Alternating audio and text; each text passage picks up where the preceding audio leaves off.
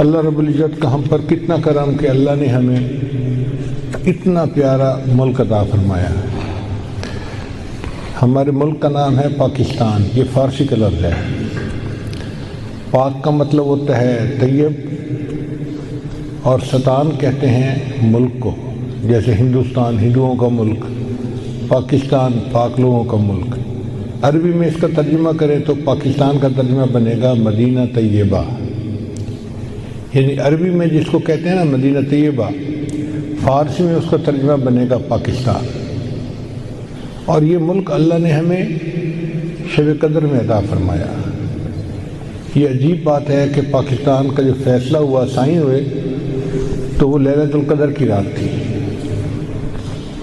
تو میں تو یہ سمجھتا ہوں کہ جس طرح اللہ نے لیلۃ القدر میں ہمیں قرآن عطا فرمایا، انا انزلناہ فی لیلۃ القدر، بالکل اسی طرح اللہ نے ہمیں یہ ملک بھی عطا فرمایا۔ اس کی وجہ کیا تھی کہ اللہ نے اس ملک سے کچھ کام لینا ہے۔ جب انگریز نے ملک بنایا تھا تو وہ یہ سوچتا تھا کہ چند مہینے بھی یہ ملک نہیں رہے گا، نہ وسائل ہیں، نہ انڈسٹری ہے، نہ کچھ اور ہے، تو کہاں سے کھائیں پیئیں گے۔ مگر اللہ نے مدد کی، ہماری بنجر زمینیں بھی آباد ہو گئی، ہمارے درختوں نے پھل دینے شروع کر دیے۔ الحمدللہ کہ آج 60 سال ملک میں گزر گئے، اللہ کھلا پلا رہا ہے ہمیں کلمے کی برکت سے، ایمان کی برکت سے۔ پچھلے دنوں ہم اسلام آباد سے ایک پروگرام کر کے واپس آ رہے تھے، تو مجھے عثمان نے کہا کہ جی ہمارے جو گارڈ ہیں انہوں نے کھانا نہیں کھایا ہوا، تو ان کو کھانا کھلانا ہے۔ میں نے کہا بہت اچھا، آپ موٹر وے پہ روکیں اور ان کو آج بہترین دعوت کھلائیں۔ کہنے لگے جی کیا؟ میں نے کہا ان کو مرغ کڑھائی کھلائیں، اور کافی ساری بنوانا کہ سارے لوگ پیٹ بھر کے کھائیں۔ کہنے لگے جی ٹھیک ہے۔ چنانچہ اس نے مرغ کڑھائی بنوائی، تنور کی گرم گرم روٹیاں تھیں، اور سالن اتنا مزیدار بنا ہوا تھا کہ انسان انگلیوں کو چاٹے۔ میں نے 2-3 مرتبہ اس سے پوچھا کہ بھئی سب لوگوں نے خوب کھایا؟ اس نے کہا حضرت ایک بندے نے 4 روٹیاں کھائی ہیں۔ اب تنور کی 4 روٹیاں سے مراد یہ کہ خوب پیٹ بھر کے کھانا کھایا۔ میں نے کہا اچھا ان کو پانی نہیں پلانا، ان کو پیپسی پلائیں۔ پھر میں نے کہا کہ اچھا کھانے کے بعد ان کو آئس کریم بھی کھلائیں۔ ایک فلی لوڈڈ دعوت تھی جو کم از کم 8 بندوں نے کھائی، اور جب اینڈ کے اوپر پیمنٹ کا وقت آیا تو ایک بندے کا خرچہ 300 روپے ہے۔ میں حیران رہ گیا کہ ایک پرتکلف دعوت کھا کے اس کا خرچہ 300 روپیہ بنتا ہے ایک بندے کا۔ 300 روپے کا مطلب $2۔ دنیا میں کوئی ملک آج ایسا نہیں جہاں $2 میں کوئی کھانا کھا سکے۔ ہمارے ملک میں آخر یہ چیزیں اتنی سستی کیوں ہیں؟ اس لیے کہ ہم غیروں کے محتاج نہیں ہیں۔ سبزی ہماری اپنی ہے، گندم اپنی ہے، چاول اپنا ہے، دالیں اپنی ہیں، پیاز، سبزیاں، آلو، سب کچھ ہمارے پاس اپنا ہے، ہمیں باہر کہیں سے نہیں منگانا پڑتا۔ اور پھر اللہ کی شان دیکھیں کہ ملک کے جو حصے ہیں ان کے موسم بدلتے رہتے ہیں۔ ٹماٹر کی مثال لے لیں، سب سے پہلے ہمیں سندھ سے ملتا ہے۔ اب سندھ میں ٹماٹر اگ رہا ہے اور پورے ملک میں پہنچ رہا ہے۔ پھر سندھ کا موسم موافق نہیں رہتا تو پھر پنجاب میں اگنا شروع ہو جاتے ہیں۔ پھر یہ جو مارچ اپریل کے مہینے ہیں، یہ پنجاب سے ٹماٹر پورے ملک میں جاتا رہتا ہے۔ پھر پنجاب میں اتنی گرمی پڑنی شروع ہو جاتی ہے کہ ٹماٹر کی فصل ختم، تو پھر سرحد سے شروع ہو جاتا ہے، سوات، منگورا اور ان علاقوں میں، وہاں کا ٹماٹر پورے ملک میں جاتا ہے۔ پھر ایک وقت آتا ہے کہ وہاں بھی سبزی اگنی ختم ہو جاتی ہے، تو کوئٹہ کے علاقے سے آنا شروع ہو جاتے ہیں۔ اللہ کی شان دیکھیے، پورا سال کسی نہ کسی حصے کی سبزی وہ پورے ملک میں پہنچتی ہے۔ اللہ ایمان والوں کو کھانا کھلا رہے ہیں۔ ہمارے ملک کی اقتصادی حالت بہت خراب ہے، لیکن آج بھی اگر آپ جائیں تو آپ کو ریڑیاں اور دکانیں پھلوں سے بھری ہوئی نظر آئیں گی۔ میں تو حیران ہوتا ہوں کئی دفعہ دیکھ کے کہ یا اللہ آپ نے اتنی نعمتیں ہمیں عطا فرمائی ہیں۔ مالٹے کی فصل آئی تو ریڑیاں مالٹوں سے بھری ہوئی ہیں، کنو کی فصل آئی تو اس سے بھری ہوئی ہیں، امرود بھرے ہوئے ہیں، انگور بھرے ہوئے ہیں۔ پھر آم کا موسم شروع ہوتا ہے تو کئی مہینے آم ہی بھرے ہوتے ہیں۔ وہ کون سا پھل ہے جو ہمارے ملک میں نہیں ہوتا؟ الحمدللہ ثم الحمدللہ۔ تو اللہ تعالیٰ نے ایمان کی برکت سے ہمیں کھانے پینے میں محتاج نہیں بنایا۔ ہم غریب ہیں مگر اپنے کھانے پینے میں کسی کے محتاج نہیں ہیں۔ یہ اللہ تعالیٰ کی کتنی بڑی نعمت ہے۔ اس وقت بھی جو دفتروں میں لوگ کام کرتے ہیں وہ دوپہر کے وقت ریڑھی سے دال چاول کھاتے ہیں۔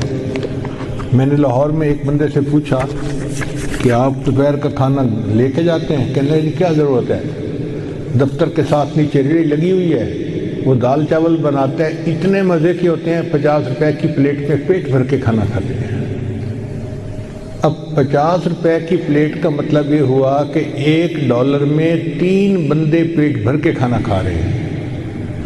پوری دنیا میں کوئی ایک ملک ایسا نہیں کہ جہاں اتنا سستا کھانا ملتا ہو کہ $1 کے اندر 3 بندے پیٹ بھر کے کھانا کھائیں۔ $1 میں تو پیپسی کی بوتل باہر نہیں ملتی، کھانا کیا ملے گا؟ پھر اللہ رب العزت نے ہمیں جو دینی اور مذہبی آزادی اب تک دی ہوئی تھی، یہ اللہ کی بڑی نعمت ہے۔ مدارس ہیں، مساجد ہیں، دین کی تعلیم دی جاتی ہے، حدیث پڑھائی جاتی ہے، تفسیر پڑھائی جاتی ہے، مسجدوں کے اندر خطبہ دیا جاتا ہے، اور لکھا ہوا خطبہ نہیں ہوتا۔ باہر ملکوں میں تو لکھا ہوا خطبہ مل جاتا ہے اور اس کو امام صاحب نے پڑھنا ہوتا ہے، وہ اپنی مرضی سے کچھ نہیں بیان کر سکتے۔ یہ ہمیں کتنی بڑی نعمت ملی ہوئی ہے کہ ہم اپنی مرضی کا عنوان چنتے ہیں اور اس کے اوپر ہم اپنی مرضی سے بیان کرتے ہیں۔ تو مدارس کا کھلا ہونا یا مساجد کا کھلا ہونا یہ اللہ کی بڑی نعمتوں میں سے نعمت ہے۔ ہمیں آزادی کی قدر کرنے کی ضرورت ہے۔ یہ 6 ایسے حالات ہیں کہ ان میں سے کوئی نہ کوئی حال بندے کے اوپر ضرور ہوتا ہے، مگر یہ سب آزمائش ہیں۔ اللہ تعالیٰ خوشی دیتے ہیں آزمانے کے لیے، کیا یہ میرا بندہ شکر ادا کرتا ہے یا نہیں کرتا۔ اللہ تعالیٰ غم دیتے ہیں آزمانے کے لیے کہ یہ بندہ صبر کرتا ہے یا نہیں کرتا۔ لیکن یہ آزمائش کی جگہ ہے۔ اللہ تعالیٰ نے فیصلہ فرما دیا وَلَنَبْلُوَنَّكُمْ، اور ہم ضرور بھی ضرور تمہیں آزمائیں گے۔ تو اس لیے آزمائش کی جگہ ہے، یہاں آزمائش تو ہر بندے کی ہونی ہی ہے۔ مگر ایک نقطہ ذہن میں رکھیں کہ ہمارے مشائخ نے لکھا ہے کہ غم کے حالات میں اکثر لوگ پاس ہو جاتے ہیں کیونکہ صبر کر لیتے ہیں۔ عوام الناس بھی کہہ دیتے ہیں اللہ کی مرضی، جوان لڑکی تھی خامد فوت ہو گیا، اب اس سے بڑا غم اس کے لیے کیا ہو سکتا ہے، لیکن اس سے پوچھیں تو آگے سے جواب دے گی جو اللہ کی مرضی۔ اس کا مطلب وہ کامیاب ہو گئی کہ اس نے اللہ کی رضا پہ اپنے آپ کو راضی کر لیا۔ لیکن جو خوشی کے حالات ہیں ان میں اکثر لوگ فیل ہو جاتے ہیں کہ خوشی میں شکر ادا کرنا ان کو یاد نہیں رہتا۔ تو خوشی زیادہ مشکل امتحان ہے بنسبت غم کے۔ تاہم صحت ہو یا بیماری ہو، انسان ہر حال میں اپنے رب سے راضی رہے۔ جو آج کی حکم ہے اس میں فرماتے ہیں کہ جب تک تو اس دنیا میں ہے قدورتوں کے پیش آنے کو کچھ عجب خیال نہ کر، یعنی اس پہ تعجب نہیں ہونا چاہیے کہ جی ہمیں پریشانی آ گئی ہے، جو پریشانیوں کا گھر، تو پریشانی تو آنی ہے۔ تو جب تک تو اس دنیا میں ہے قدورتوں کے پیش آنے کو کچھ عجیب خیال نہ کر، کیونکہ دنیا نے اسی چیز کو ظاہر کرنا ہے جو اس کا وصف ہے، یعنی برتن سے وہی نکلتا ہے جو برتن کے اندر موجود ہوتا ہے۔ کل اناء یترشح بما فیہ۔ اب دنیا میں چونکہ ہے ہی قدورتیں، وہ قدورتیں ہی ظاہر ہوں گی، پریشانیاں ظاہر ہوں گی۔ یہ ہے جو پریشانی کا گھر، وہ جگہ جہاں کوئی پریشانی نہیں، اس جگہ کو جنت کہتے ہیں، اور وہاں ابھی داخل نہیں ہوئے۔ جب جنتی جنت میں داخل ہونے لگیں گے تو وہ کہیں گے الحمدللہ الذی اذھب عنا الحزن، سب تعریفیں اس اللہ کے لیے ہیں کہ اب ہم سے حزن چلا گیا، غم چلا گیا، جنت میں کوئی غم نہیں ہوگا، کوئی پریشانی نہیں ہوگی۔ تو دنیا تو ہے ہی پریشانیوں کا گھر، اس لیے دنیا میں اگر کوئی پریشانی آئے تو اس پہ بہت پریشان ہونے کی ضرورت نہیں ہوتی، اس کو برداشت کر لینا چاہیے، یہ سوچتے ہوئے کہ یہاں تو یہ سب کچھ ہوگا ہی صحیح۔ صحابہ کرام ایک فقرہ اکثر کہا کرتے تھے کہ استقبال المصائب بالتجمل، کہ جب مصیبتیں آئیں تو ان کو اچھے طریقے سے ان کا استقبال کرو، ومواجہۃ النعم بالتذلل، اور اگر اللہ تعالیٰ نعمتیں عطا کرے تو بڑی عاجزی کے ساتھ ان نعمتوں کو آپ حاصل کریں۔ یعنی جب نعمتیں ہوں تو طبیعت کے اندر اس وقت عاجزی ہونی چاہیے، جھکنا چاہیے کہ اللہ نے نعمتیں عطا فرمائی ہیں، اور اگر پریشانی آئے تو پھر تحمل کے ساتھ، تجمل کے ساتھ اس کا استقبال کرنا چاہیے۔ بہت لوگوں پہ بہت طرح کی پریشانیاں آتی ہیں، لیکن ایک بات پکی ہے کہ ہمیں اللہ نے جس حال میں رکھا ہے وہ بہت بہترین حال ہے، ہر بندے کو اللہ نے بہترین حال میں رکھا ہوا ہے۔ ایک صاحب تھے تو وہ پریشان تھے کہ جی میں تو بہت پریشان ہوں، تو ان کو کہا گیا کہ اچھا بھائی آپ ایسا کرو کہ پورے شہر میں جو آپ کو سب سے بہترین حال میں آدمی نظر آتا ہے نا، تم اس کی جیسی دعا مانگ لو۔ وہ پورے شہر میں گیا، اس کو ایک جگہ ایک جیولر نظر آیا جس کی دکان پہ گاہکوں کا تانتا بندھا ہوا تھا، بہت لوگ تھے خریدار، اور وہ اپنی جیولری بیچ رہا تھا، پیسے کما رہا تھا، اور اس کے 4-5 بیٹے تھے، بہت خوبصورت نوجوان جو اس کا ہاتھ بٹا رہے تھے۔ اب اس بندے نے فیصلہ کیا کہ یہ شہر کا سب سے زیادہ خوش قسمت انسان ہے، میں اس جیسا بننے کی نیت کرتا ہوں۔ چنانچہ جب اس نے دل میں سوچ لیا تو چاہتا تھا کہ میں دعا مانگوں، پھر خیال آیا کہ میں اس سے پوچھ تو لوں کہ یہ کیسی زندگی گزار رہا ہے۔ تو اس نے جا کے اس سے پوچھا کہ سنائیں جی آپ کی زندگی کیسی ہے؟ اس نے کہا کہ خدا کا واسطہ یہ کبھی دعا نہ کرنا کہ میرے جیسا بری قسمت والا انسان دنیا میں کوئی نہیں ہوگا۔ میں نے پوچھا کہ بھئی آپ کی بری قسمت کیا؟ اتنا آپ کے پاس مال ہے، پیسہ ہے، عزت ہے لوگوں کی نظر میں، اتنا بڑا مکان ہے اور ہر چیز کی آپ کے پاس سہولت ہے، تو آپ کہتے ہیں کہ میرے جیسا بدقسمت کوئی نہیں ہوگا؟ اس نے کہا ہاں، جو میرے ساتھ گزر رہی ہے وہ میں نہیں بتا سکتا۔ اس نے کہا پھر بھی بتا کیا ہوا؟ اس نے کہا کہ میں تھوڑا کام کرتا تھا، کام اتنا زیادہ شروع میں نہیں تھا، تو ایک موقع پہ بیمار ہو گیا۔ اب جب بیمار ہو گیا تو نہیں، میرا کام اچھا چل رہا تھا، ایک موقع پہ میری بیوی بیمار ہو گئی۔ اب جب وہ زیادہ بیمار ہوئی تو میں اس کے پاس اس کی عیادت کے لیے بیٹھا ہوا تھا، اور میں اس سے محبت کی باتیں کر رہا تھا کہ مجھے آپ سے اتنی محبت ہے اور اتنی ہے۔ وہ خوبصورت تھی، اچھی شکل کی تھی۔ اس دوران اس نے مجھے کہا کہ ہاں میں تو اب مر رہی ہوں، تو میں جیسے ہی مروں گی تو دوسری شادی کرے گا اور تو اپنی زندگی گزارے گا، مجھ سے تمہیں کیا ہے؟ کہتے ہیں کہ میں نے اسے کہا کہ نہیں، میں تمہارے بعد دوسری شادی نہیں کروں گا۔ تو اس نے کہا کہ اچھا میرے بعد دوسری شادی نہیں کرو گے، اس کی کوئی مجھے کوئی ثبوت پیش کرو۔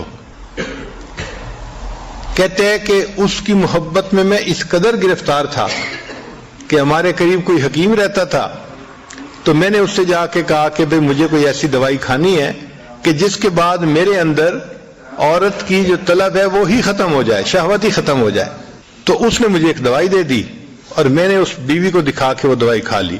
اس کو کھانے کے بعد میں نامرد ہو گیا، مگر اللہ کو منظور تھا، بیوی صحت مند ہو گئی۔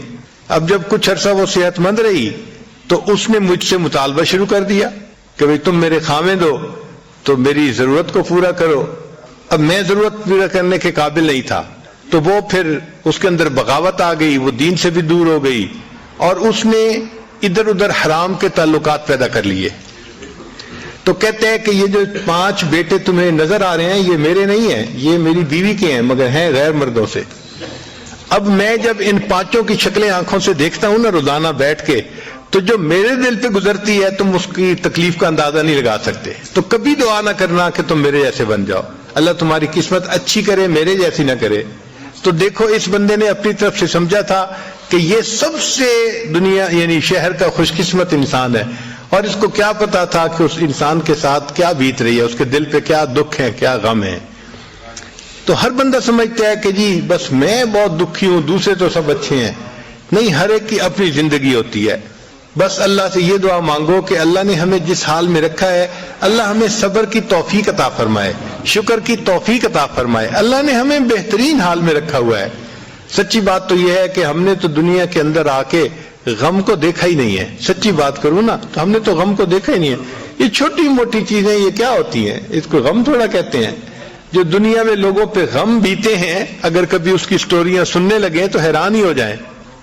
کتابوں میں واقعہ لکھا ہے کہ ایک عورت تھی، طواف کر رہی تھی، اور طواف کے دوران کہتی تھی اللہ میں اس حال میں بھی آپ سے راضی، اے اللہ میں اس حال میں بھی آپ سے راضی۔ تو ایک آدمی نے یہ سنا تو بڑا حیران ہوا۔ اس نے اس سے پوچھا کہ تو کیوں کہتی ہے کہ میں اس حال میں بھی آپ سے راضی، میں اس حال میں بھی آپ سے راضی؟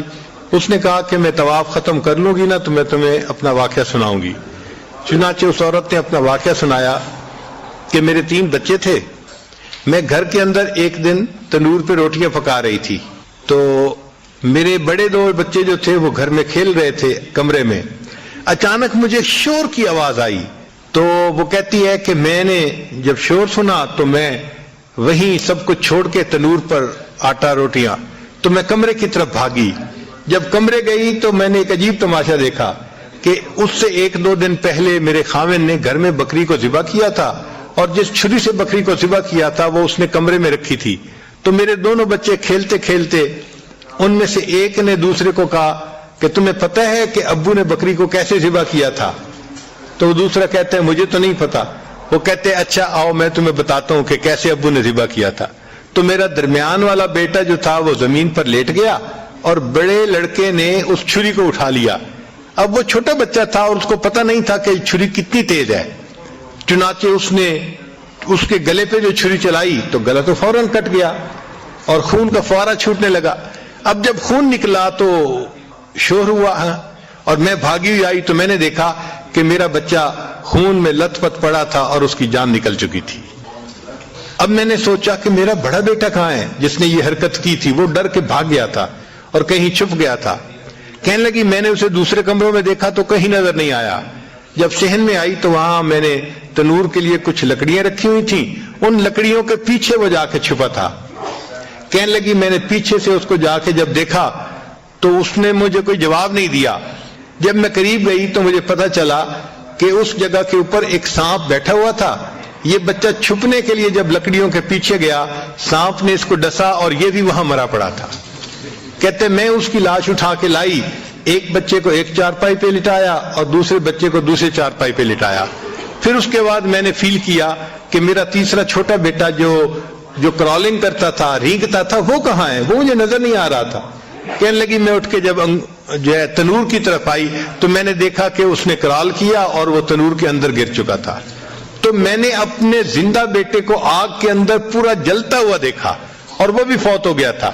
تو میں نے تینوں بیٹوں کی لاشوں کو چارپائی پہ رکھا، پھر ان کو نہلایا، ان کو کفن دیے۔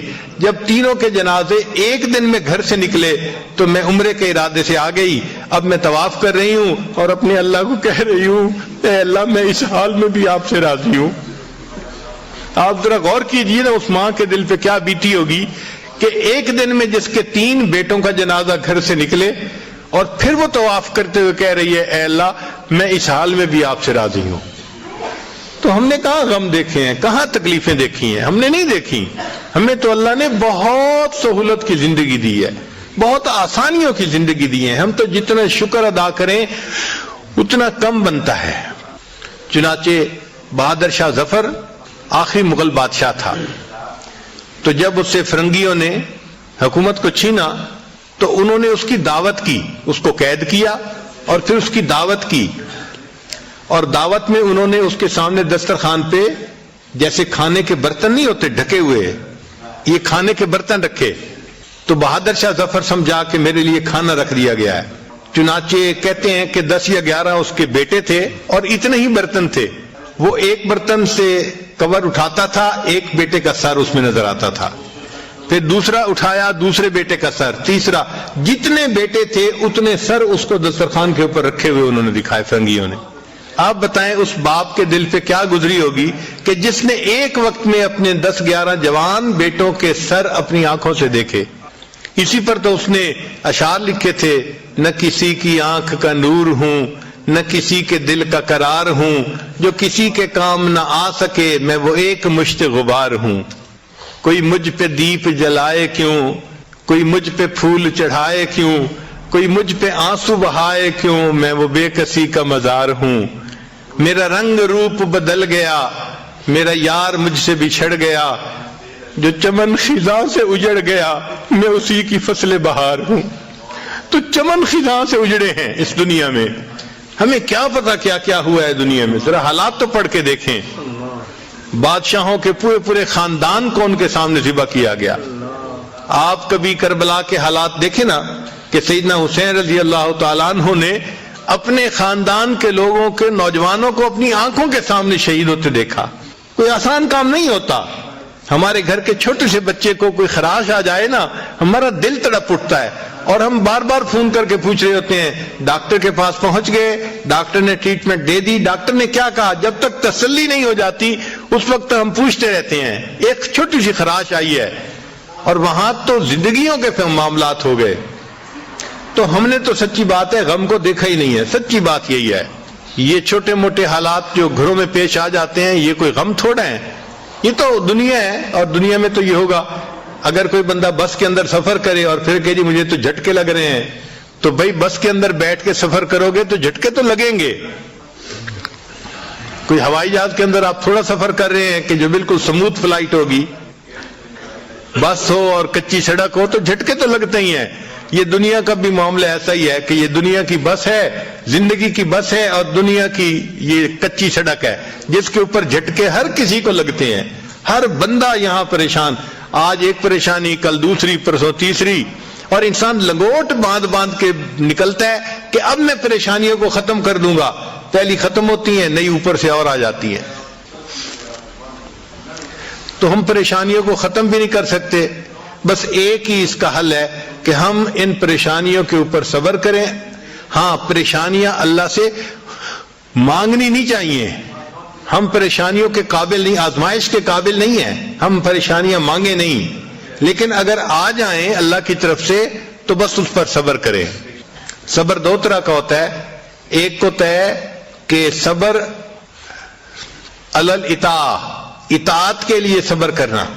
مثال کے طور پہ نیند بہت آ رہی ہے اور دل چاہتا ہے کہ سو جائیں، اور تہجد کی نماز جانے والی ہے یا فجر کی جماعت جانے والی ہے، تو انسان اٹھتا ہے اس وقت. اب یہ جو مشقت اٹھانی پڑتی ہے نا اٹھنے کی، اس کو صبر علی الاطاعہ کہتے ہیں کہ یہ اطاعت کے لیے انسان کو صبر کرنا پڑا. تو اطاعت کے لیے، نیکی کرنے کے لیے بھی بندے کو صبر کرنا پڑتا ہے. جیسے آپ لوگ روزے رکھ رہے ہیں، اب روزے کا رکھنا یہ مشقت ہوتا ہے، پیاس ہوتی ہے اور بھوک ہوتی ہے، مگر برداشت کرنی پڑتی ہے. اس کو صبر علی الاطاعہ کہتے ہیں. اور ایک ہوتا ہے صبر عن المعصیہ، کہ گناہوں سے رکنے کے لیے صبر کرنا. مثلا ایک آدمی پر شہوت تو سوار ہے مگر وہ اس ٹیمپٹیشن کو برداشت کرتا ہے، کوئی گناہ کا کام نہیں کرتا، تو یہ صبر عن المعصیہ ہے. جیسے سیدنا یوسف علیہ السلام کو زلیخا نے کہا تھا قالت ہی تلک قال معاذ اللہ، انہوں نے کہا تھا میں اللہ کی پناہ مانگتا ہوں، میں یہ گناہ نہیں کر سکتا. تو یہ دو طرح کا صبر ہے جو بندے کو کرنا پڑتا ہے. نیکی کرنے کے لیے صبر کرنا پڑتا ہے اور گناہوں سے بچنے کے لیے صبر کرنا پڑتا ہے. لیکن یہ جو صبر کرنے والے ہیں ان کو اللہ کی طرف سے بہترین اجر ملے گا. ہر عمل کے اجر کا کوئی نہ کوئی حد ہے، لیکن صبر والے کے اجر کی کوئی انتہا نہیں ہے. اللہ فرماتے ہیں انما یوفی الصابرون اجرہم بغیر حساب، ان کو اللہ تعالیٰ بغیر حساب کے اجر عطا فرمائیں گے. اتنا اجر دیں گے کہ وہ لوگ بس بس کریں گے، ان کو اتنا راضی کریں گے. اس لیے جنتی جب جنت میں داخل ہوں گے تو فرشتے چاروں طرف سے ان کا استقبال کرنے کے لیے آئیں گے. والملائکۃ یدخلون علیہم من کل باب سلام علیکم بما صبرتم، وہ کہیں گے اور تم پر سلامتی ہو، تم نے دنیا کے اندر صبر کیا، گناہوں سے بچنے کے لیے بھی صبر کیا، نیکی کرنے کے لیے بھی صبر کیا. بما صبرتم فنعم عقبی الدار. تو سلامتی ہو سلامتی ہو، ان کو فرشتے کہیں گے. ہم اپنی زبان میں اس کا ترجمہ کریں نا تو سلام علیکم کا ترجمہ بنے گا اور تمہاری اور تمہیں مبارک ہو، تمہیں شاباش ہو. سلام علیکم کا ترجمہ بنے گا اور تمہیں شاباش ہو، تم سلامت رہو. ہم نہیں کہتے اے بچے جیتے رہو. تو جیسے ہم کہتے ہیں نا کسی کو جیتے رہو، تمہیں شاباش ہو، تو سلام علیکم کا بالکل یہی معنی ہے. فرشتے یہ کہیں گے اوے جیتے رہو، تم کتنی اچھی زندگی گزار کے آئے، تم صبر کی زندگی گزار کے آئے. فنعم عقبی الدار، اب اللہ نے کتنا اچھا تمہیں گھر عطا فرما دیا. تو صبر والوں کو اللہ تعالیٰ دنیا میں بھی اجر بہت دیتا ہے اور جنت میں بھی ان کو بہت اجر ملے گا. تو ہمیں اپنے اندر یہ صبر کی صفت پیدا کرنی چاہیے.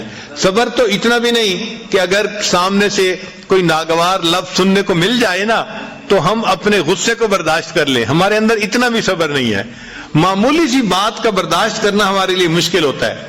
اس لیے آپ دیکھیں کہ دونوں دوست جو ہیں وہ بیت بھی ہیں، نیک بھی ہیں، سب کرتے ہیں، پھر آپس میں الجھتے بھی ہیں. کیوں الجھتے ہیں؟ اس لیے الجھتے ہیں کہ صبر نہیں ہے نا، برداشت نہیں ہے. تو برداشت کو بڑھانا پڑتا ہے. صحابہ رضی اللہ تعالیٰ عنہ نے بہت مصائب برداشت کیے جس کی وجہ سے اللہ نے ان کو بڑا رتبہ اور درجہ عطا فرمایا.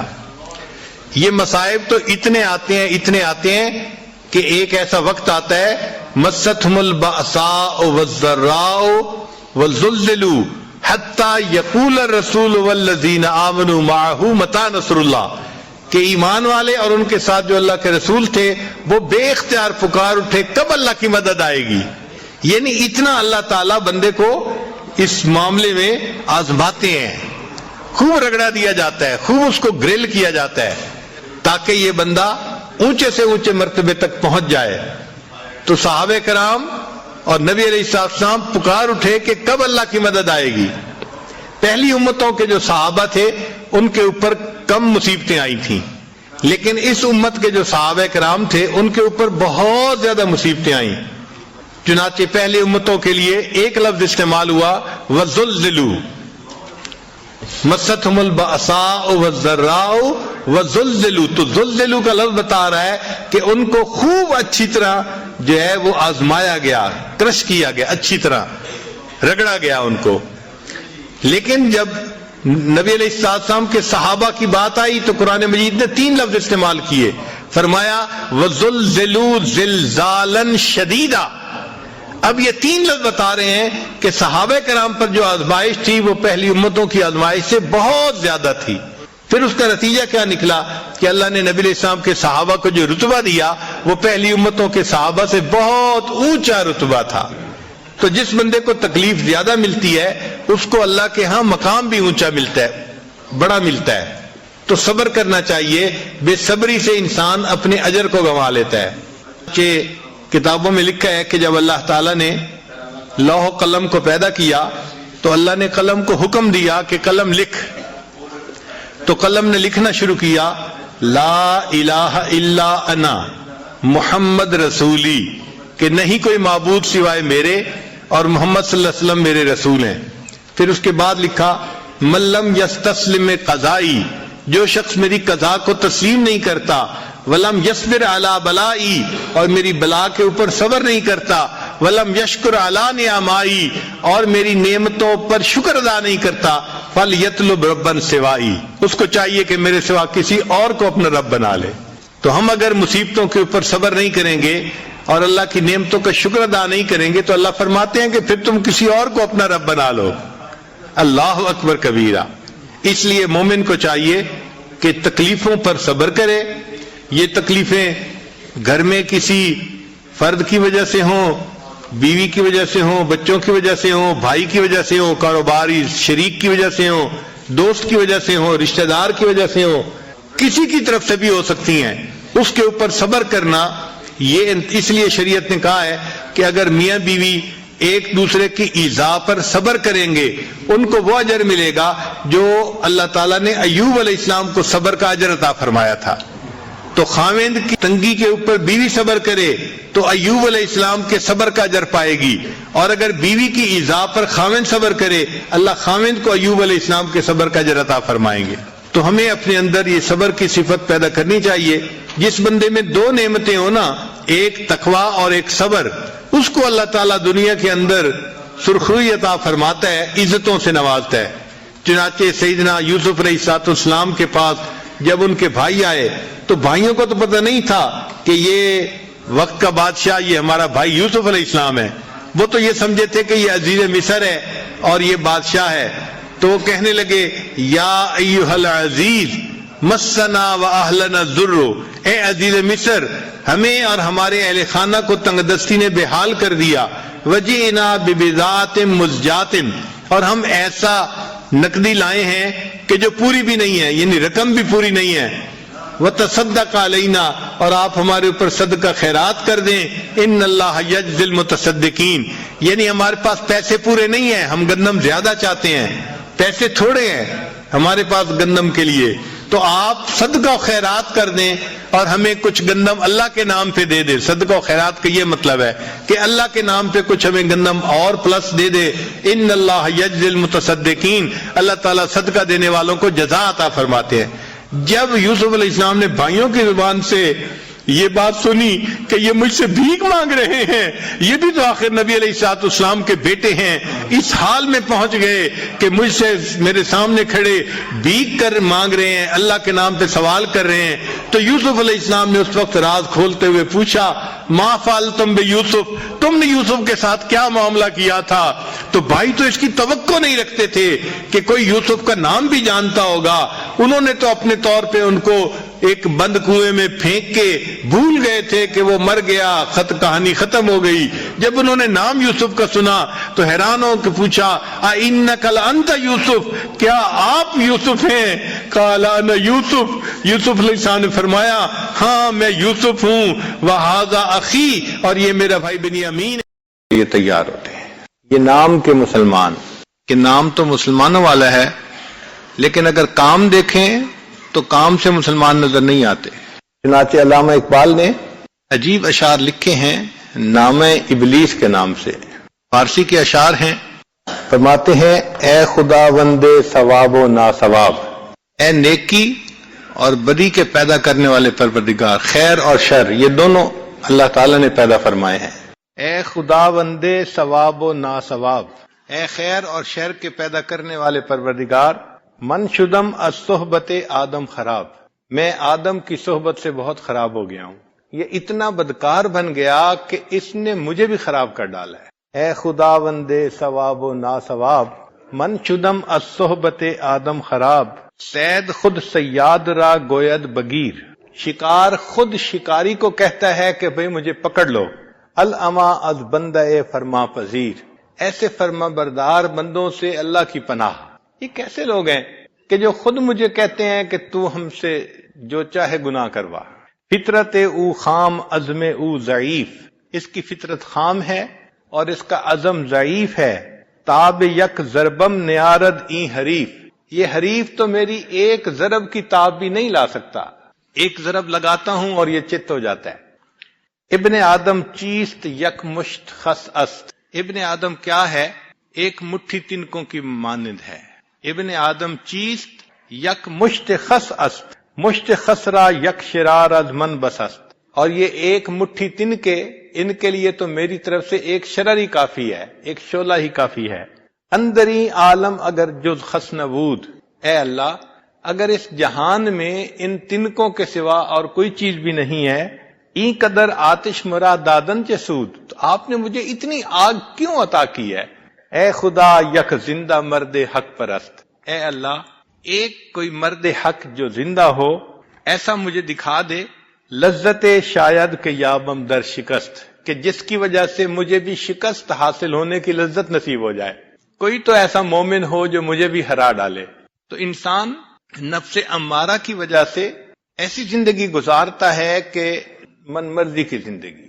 یہ اگرچہ کلمہ پڑھا ہوا بندہ ہے لیکن اس کی زندگی اسلام والی زندگی نہیں ہوتی، من مرضی کی زندگی ہوتی. یعلمون ظاہرا من الحیات الدنیا وہم عن الآخرۃ ہم غافلون، دنیا کی زندگی کے بارے میں تو بہت اچھا جانتے ہیں مگر آخرت کے معاملات میں بالکل ان کی عقل کام نہیں کرتی. ایسے لوگوں کا مقصود صرف مال کمانا اور دنیا کی اچھی زندگی گزارنا. اس لیے وہ کہتے ہیں میرے مرنے کے بعد میرے بچوں کا کیا بنے گا. کبھی یہ بھی سوچا کہ بچوں کے مرنے کے بعد بچوں کا کیا بنے گا؟ یہ سوچ نہیں آتی کہ بچوں کے مرنے کے بعد ان بچوں کا کیا بنے گا. نہیں، میرے مرنے کے بعد بچوں کا کیا بنے گا. بھئی جو تمہارا پروردگار ہے وہ تمہارے بچوں کا بھی پروردگار ہے، اللہ ان کو رزق دے گا، مگر ان کی زندگی صرف مال کے کمانے تک محدود ہوتی ہے. اس لیے آج کے دور کا ایک بڑا فتنہ کیا ہے؟ یا لیت لنا مثل ما اوتی قارون، اے کاش ہمارے پاس بھی اتنا کچھ ہوتا جتنا قارون کے پاس تھا. انہ لذو حظ عظیم. تو کفر غالب کی زندگی گزارنے والے لوگ اور جو کلمہ پڑھنے والے مسلمان ہیں وہ اسلام کی زندگی گزارتے ہیں، مگر اس میں اگر اپنے آپ پر محنت نہ کریں تو بعض ایسے ہوتے ہیں جو غفلت میں بہت ہی زیادہ حیوانی زندگی گزارتے ہیں. مال پیسہ ان کے پاس ہو تو وہ اپنی عیاشیوں میں مشغول ہوتے ہیں، ان کو سکرین کے تماشے دیکھنے کی شوق رہتا ہے اور اپنی خواہشات کو پورا کرنا ان کا بھی مقصد بنا ہوتا ہے. ان کے بارے میں علامہ اقبال کہتے ہیں وضع میں تم ہو نصارا تو تمدن میں ہنود، وضع میں تم ہو نصارا تو تمدن میں ہنود، یہ مسلمان ہیں جنہیں دیکھ کے شرمائیں یہود. کہ نام کے مسلمان ہوتے ہیں مگر ان کی باتیں، ان کا لباس، ان کا اٹھنا بیٹھنا وہ سارا کا سارا کفر کی معنی ہوتا ہے. اور من تشبہ بقوم فہو منہم، نبی الاسلام نے ارشاد فرمایا جس نے جس قوم سے مشابہت اختیار کی وہ انہی میں سے شمار کیا جائے گا. یہ نفس امارہ والے لوگ ہیں جنہوں نے اپنے نفس سے محنت نہیں کی ہوتی بلکہ وہ اپنے نفس کی چاہتوں کو پورا کرنے میں صبح و شام لگے ہوئے ہوتے ہیں. یوں تو سید بھی ہو، مرزا بھی ہو، افغان بھی ہو، تم سبھی کو چھو بتاؤ تو مسلمان بھی ہو. فرقہ بندی ہے کہیں اور کہیں ذاتیں ہیں، کیا زمانے میں پنپنے کی یہی باتیں ہیں. تو کہنے کو مسلمان ہوتے ہیں لیکن اگر دیکھو تو آپس میں جھگڑے. یہ کتنی عجیب بات ہے. مسجد میں آنے والے، نماز پڑھنے والے، ادھر بھی داڑھی ادھر بھی داڑھی، ادھر بھی ٹوپی ادھر بھی ٹوپی، اور مقدمہ چل رہا ہوتا ہے مسجد کے بارے میں. نفس اتنا مضبوط ہوتا ہے کہ وہ اپنی خواہش کو پورا کرنا چاہتا ہے. آج جو یہ عدالتیں مقدموں سے بھری پڑی ہیں یہ اس بات کی نشاندہی کرتی ہیں کہ دل وہ عداوتوں سے بھرے پڑے ہیں. جب دل عداوتوں سے بھرتے ہیں تب عدالتیں مقدموں سے بھرتی. بھائی بھائی پہ مقدمہ، پڑوسی پڑوسی کا مقدمہ، اور یوں کہنے کو ہم مسلمان بھی ہیں. اس کی بنیادی وجہ کیا ہوتی ہے کہ دل میں اللہ تعالیٰ کی محبت کی وہ چنگاری روشن نہیں ہوتی. ابھی شاعر نے کہا حقیقت خرافات میں کھو گئی، یہ امت روایات میں کھو گئی، لبھاتا ہے دل کو بیان خطیب مگر لذت شوق سے بے نصیب. وہ صوفی کے تھا خدمت حق میں مرد، امانت میں یکتا دیانت میں فرد، عجم کے خیالات میں کھو گیا، وہ سالک مقامات میں کھو گیا، بجھی عشق کی آگ اندھیر ہے، مسلمان نہیں راکھ کا ڈھیر ہے. تو آج کا یہ مسلمان راکھ کا ڈھیر ہے، اس کے اندر چنگاری نہیں ہے اللہ رب العزت کی محبت کی. نتیجہ کیا نکلا کہ بس اپنی خواہشات کو پورا کرنا. دنیا میں ہم اس طرح جیتے ہیں کہ شاید ہم نے کبھی مرنا ہی نہیں. ایک اور جگہ علامہ اقبال نے فارسی میں بڑے عجیب اشعار کہے ہیں. فرماتے ہیں عقل تو زنجیری افکار غیر، کہ نام کے مسلمان تیری عقل غیر کے خیالات کی بنی ہوئی زنجیر ہے. عقل تو زنجیری افکار غیر، در گلوئے تو نفس از تار غیر، اور تیرے گلے میں جو سانس چلتا ہے وہ بھی غیر کے تار کا. بر زبانت گفتگوہا مستعار، تیری زبان پر جو گفتگو ہے وہ بھی کسی سے مانگی ہوئی ہے. در دلے تو آرزوہا مستعار، اور تیرے دل میں جو آرزویں ہیں وہ بھی کسی سے ادھار لی گئی ہیں. کمریانت را نواہا خواستہ، تیری کمریاں جو نغمے گا رہی ہیں وہ بھی کسی غیر کے ہیں. سروہایت را کباہا خواستہ، اور تیرے سراپا نے جو کپڑے پہنے ہوئے ہیں یہ پیرہن بھی کسی غیر کا پہنا ہوا ہے. آن نگاہ سر ما زاغ البصر، وہ ہستی کہ جن کی نگاہ ما زاغ البصر تھی کہ کجی کی طرف نہیں جاتی تھی. سوئے قوم خیش باز آید اگر وہ اللہ کے محبوب صلی اللہ علیہ وسلم دوبارہ اپنی امت کی طرف آ جائیں، لست منی گویدت مولا ما، تو میرے مالک میرے آقا یہ فرمائیں گے کہ تم میری امت میں سے ہی نہیں ہو وائے ماں اے وائے ماں اے وائے ماں. تو حالت ایسی ہی ہے کہ نام کے مسلمان لیکن کام دیکھو تو وہ مسلمانوں والے نظر نہیں آتے وہ بھی حیوانوں والے ہی ہیں. ایک تیسری زندگی وہ ایمان والی زندگی ہے. اس میں انسان اعمال نیک کرتا ہے، دین کے کام کرتا ہے، علم پڑھتا ہے، ذکر اذکار بھی کرتا ہے، مگر اس کا تزکیہ نہیں ہوتا، نفس کا تزکیہ نہیں ہوتا، قلب کا تصفیہ نہیں ہوتا. نتیجہ کیا ہوتا ہے کہ وہ ظاہری گناہوں سے تو بچتا ہے، چھپے گناہوں سے نہیں بچتا. وہ گناہوں سے اس لیے بچتا ہے کہ لوگ کیا کہیں گے، بدنامی نہ ہو جائے. اللہ رب العزت کی عظمت کی وجہ سے گناہ کو چھوڑنا یہ چیز اس کے اندر نہیں ہوتی. چنانچہ جلوت متقیوں والی ہوتی ہے اور خلوت فاسق و فاجر والی ہوتی ہے. یہ آدمی گناہ تو موقع پہ کر بیٹھتا ہے چونکہ نفس بے قابو ہوتا ہے، مگر پچھتاتا بھی ہے، اللہ کے سامنے روتا بھی ہے، معافیاں بھی مانگتا ہے، مگر نفس کو لگام نہیں ڈال پاتا. بس اوقات دین کے کام میں بھی لگا ہوا ہوتا ہے، خوب وقت لگاتا ہے، تسبیحات بھی خوب پڑھتا ہے، اجتماعات میں آتا جاتا ہے، دین کی بات کرتا ہے، دین پہ لوگوں کو ترغیب دیتا ہے، مگر اپنا حال یہی ہوتا ہے کہ ذرا گناہ کا موقع آیا اور اس کا وضو ٹوٹا. یہ پیشاب سے پھسلنے والا بندہ. یہ دو رنگی کی زندگی ہوتی ہے. اس لیے ہمارے اکابر نے فرمایا دو رنگی چھوڑ دے یک رنگ ہو جا، سراسر موم ہو جا یا سنگ ہو جا. یہ منافقت کی زندگی ہوتی ہے. اوپر سے میاں تسبیح اور اندر سے میاں کسبی. 100 گناہ ہیں اگر فرض کرو شریعت میں تو یہ 90 کو چھوڑ دے گا، لیکن 10 گناہ ہوں گے. 95 کو چھوڑ دے گا، 5 گناہ ہوں گے. 98 گناہوں کو چھوڑ دے گا، 2 گناہ ہوں گے. 1-2 گناہ ایسے ہوتے ہیں جو چلتے ہیں، گو کہ زبان پہ بھی دین کی باتیں اور اٹھنا بیٹھنا بھی دین والوں کے ساتھ، مگر 100% گناہوں سے جان نہیں چھوٹتی. شریعت نے جس کو کہا نا ادخلوا فی السلم کافہ، پورے کے پورے سلامتی میں داخل ہو جاؤ، اسلام میں داخل ہو جاؤ، وہ کیفیت نہیں ہوتی. ہماری علاقائی زبان میں کہتے ہیں کنڈا وچے ریا، وہ کانٹا اٹکا ہی رہتا ہے، گناہ سے جان نہیں چھوٹتی. مہلک بیماریاں سینے میں ہوتی ہیں، تکبر ہے، عجب ہے، کینہ، حسد، بخل. ان تمام بیماریوں کے ساتھ یہ دین کی زندگی بھی گزار رہا ہوتا ہے. چنانچہ نبی علیہ الصلوۃ والسلام نے ایک حدیث مبارکہ میں ارشاد فرمایا، یہ حدیث مبارکہ بہت دل کے کانوں سے سننے والی بات ہے. امید ہے کہ آپ حضرات تعاون فرمائیں گے اور پوری توجہ سے اس کو سنیں گے.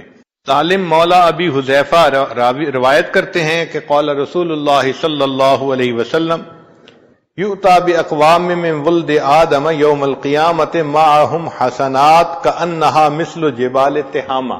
قیامت کے دن کچھ لوگ پیش کیے جائیں گے جن کی نیکیاں تہامہ کے پہاڑوں کے برابر ہوں گی. جن کی نیکیاں تہامہ کے پہاڑوں کے برابر ہوں گی، یعنی پہاڑوں برابر نیکیاں. اس کا مطلب نیکی کے کام خوب دوڑ دوڑ کے کرتے تھے، بھاگ بھاگ کے کرتے تھے. حتی اذا دنو یعنی اشرفوا علی الجنت نودی فیہم لا نصیب لکم فیہا. جب جنت کے قریب آئیں گے تو ان کو کہہ دیا جائے گا ان کا جنت میں کوئی حصہ نہیں ہے. قل تو صحابی کہتے ہیں کہ میں نے پوچھا یا رسول اللہ، اے اللہ کے رسول صلی اللہ علیہ وسلم، جل ہؤلاء القوم لنا حتی نعرفہم، آپ ذرا اس قوم کی کوئی حلیہ بیان کر دیجئے، تفصیل بیان کر دیجئے تاکہ ہم ان کو پہچان تو لیں. فوالذی بعثک بالحق لقد خشیت ان اکون منہم، وہ ذات جس نے آپ کو حق کے ساتھ بھیجا مجھے ڈر ہے کہ کہیں میں بھی ان میں سے نہ ہوں. فقال، نبی علیہ السلام نے ارشاد فرمایا، اما انہم کانوا یصومون، یہ وہ لوگ ہوں گے جو روزے رکھتے ہوں گے، ویصلون، نمازیں پڑھتے ہوں گے، ویقومون لیلہم، اور راتوں کو تہجد بھی پڑھتے ہوں گے، ولکنہم اذا شرع لہم شیء من الحرام وثبوا علیہ، جب ان کو کوئی گناہ کرنے کا موقع ملتا ہوگا تو وہ گناہ کر لیتے ہوں گے. فَأَحْبَطَ اللَّهُ عَزَّ وَجَلَّ أَعْمَالَهُمْ، اور اللہ تعالیٰ ان کے کیے ہوئے عملوں کو ضائع فرما دیں گے. اب یہاں چند باتیں غور طلب ہیں کہ یہ وہ لوگ نہیں ہیں جو دین سے بیزار ہوتے ہیں. ان کے اعمال تہامہ پہاڑوں کے برابر نیکیاں ہوں گی، اور یہ صرف فرض نمازیں نہیں پڑھتے ہوں گے، یہ رات کی تہجد گزار لوگ ہوں گے، دیندار لوگ ہوں گے، اوڑھنا بچھونا دین ہوگا. مگر مسئلہ کیا ہوگا مسئلہ یہ ہوگا کہ جب گناہ کا موقع ملتا ہوگا تو گناہ سے رکتے نہیں ہوں گے. نتیجہ کیا ہوگا؟ اللہ تعالیٰ ان کے کیے ہوئے عملوں کو ضائع کر دیں گے.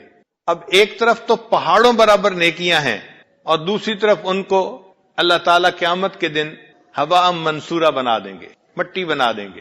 ایسا کیوں ہوگا؟ اس کی وجہ یہ ہے کہ یہ اللہ رب العزت کی پوجا کرنے کی بجائے اپنے نفس کی پوجا کرتے ہوں گے اور یہ اللہ کے ساتھ شرک ہوگا.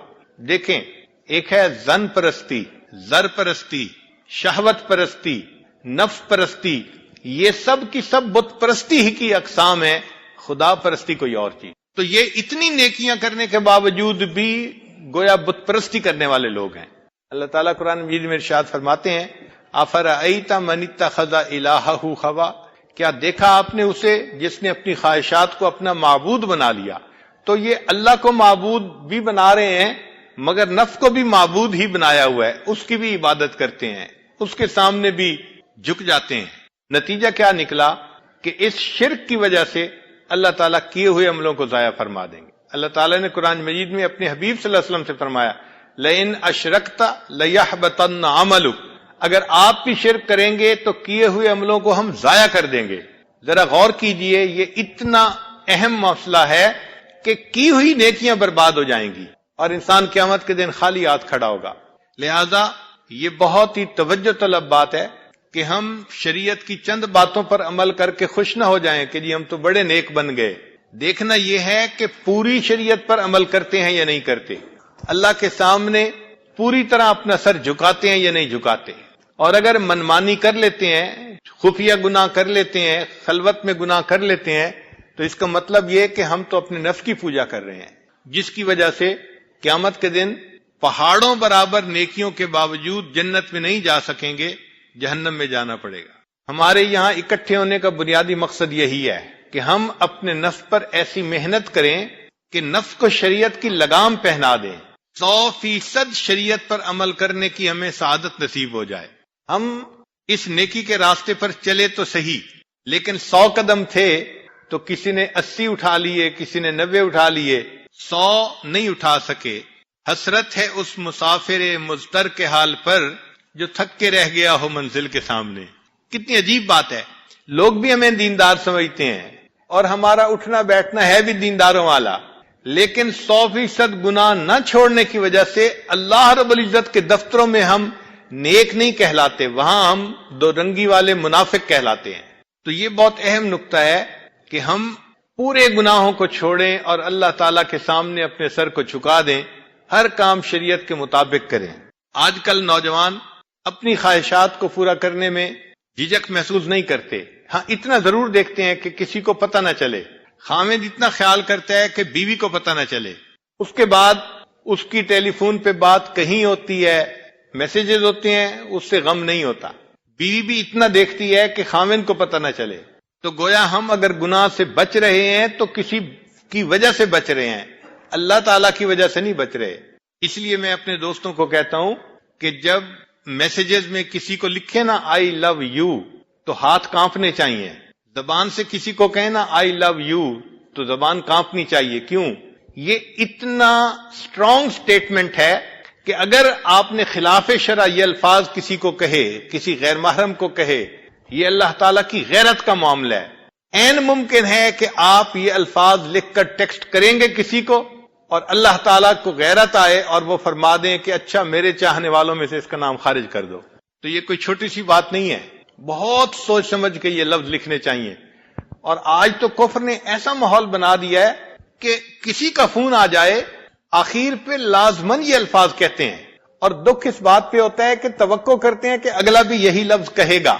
انٹرنیٹ اور سیل فون انہوں نے گناہوں کے راستوں کو کھول دیا ہے. اس لیے یہ انٹرنیٹ حقیقت میں انٹر انٹو دی نیٹ ہے، جال کے اندر داخل ہو جاؤ. جس کو عادت پڑ گئی اس کی وہ جال میں پھنس گیا. تو ایسی زندگی کہ جس میں انسان لوگوں کے سامنے ہو تو مومن ہو اور تنہائی میں ہو تو پھر فاسق و فاجر ہو، یہ دورنگی کی زندگی بھی اللہ رب العزت کو پسند نہیں ہے. نفسانی محبتیں انسان کو اللہ تعالیٰ کی نظر سے گرا دیتی ہیں. جو اللہ تعالیٰ کی محبت چاہنے والے لوگ ہیں ان کو اس بات پہ بہت زیادہ محنت کرنے کی ضرورت ہے. ورنہ تو قیامت کے دن وہی معاملہ ہوگا۔